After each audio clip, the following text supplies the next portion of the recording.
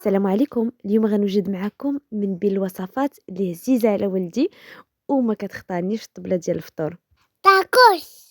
لا ندي ميني تاكوس ساهلين بساط ودغيا كيطيبوا. في مقله غادي نحتاجو 4 كاس ديال الزيت، غادي نضيفوا ليه بصله الحجم ديالها يكون كبير ومقطعينها قطع صغيره. غادي نخليوها تشحر مع هاد الزيت مده ديال دقيقه حتى لجوج دقائق، حتى كتولي البصله ديالنا على هاد الشكل. كنضيفوا ليها 2 فصوصه ديال الثوم اللي كنحكوهم بالحكاكه الرقيقه. نضيفوا لهم تقريبا معلقه كبيره ديال القزبر وصدر ديال لادان. انا استعملت لادان، تقدروا تستعملوا الدجاج اللي قطعته مربعات صغيره.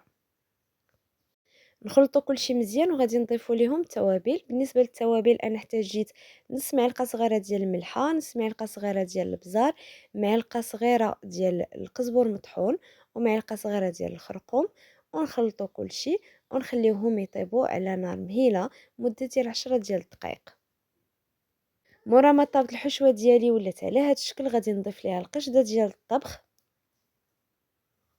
ونخلطها مزيان مع المكونات حتى يتجانسوا لينا مع بعضياتهم، ونخليهم يطيبوا مده ديال 5 ديال الدقائق.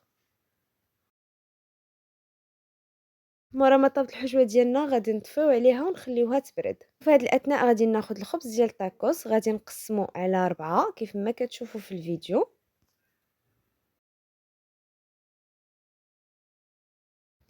يجي على هذا الشكل ديال المثلثات، وغادي نبدا في التعمار ديالو.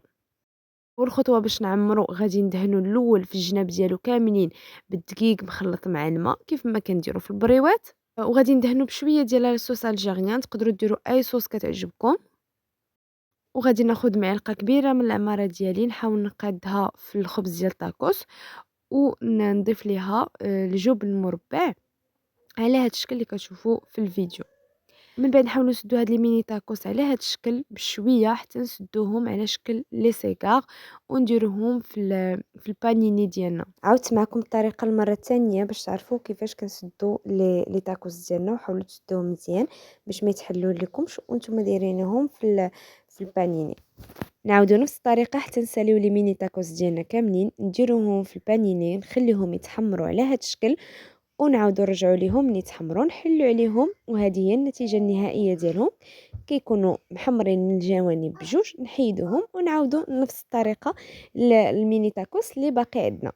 كان لي ميني تاكوس ديالنا كيكونوا واجدين بلا عجينه بلا دليك، ونقدروا نوجدوهم قبل نص ساعه قبل الفطور ونقدموهم للوليدات. الا عجبكم الفيديو ما تنساوش تخليو لي لايك كومونتير زوين، تشاركوا مع الناس اللي كتبغيو، تشتركوا في القناه. بصحه وراحه.